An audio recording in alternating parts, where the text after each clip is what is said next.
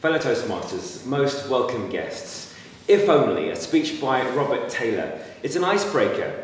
It's one of the first projects for the new Pathways, but it certainly wasn't Robert's first speech.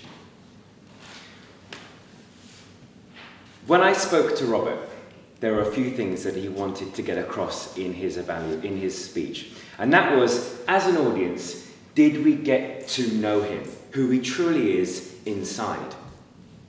That's one of the big questions I wanted to ask myself as I went on this journey when Robert stood up here.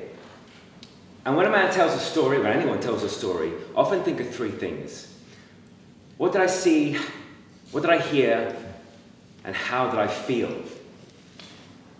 When Robert went on the journey in preparing this speech, I wanted to know if we were going on that journey with him when he delivered it. And storytelling is an integral part of giving any kind of speech.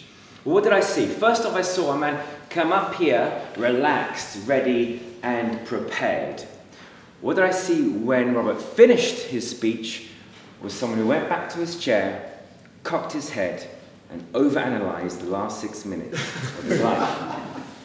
But what that showed me, through what I saw, was a speech that was important and allowed Robert to open up and become vulnerable.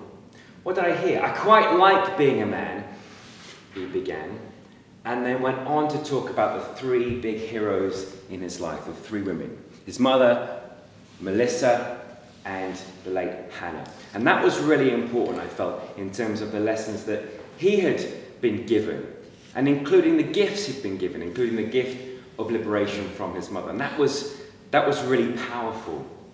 In terms of what I felt, well, first off, I felt Robert felt humble, grateful, and thankful for the things that happened in his life that allowed him to think back.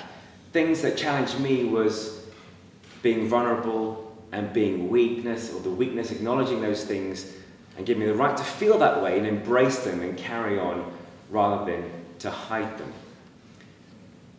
As an icebreaker, one of the objectives that Robert wanted to look at was, if we didn't know Robert, how would we feel? Would we know him as well as those that already do? And I would challenge Robert on that one point, bringing those things together, the feelings, what we saw and what we heard.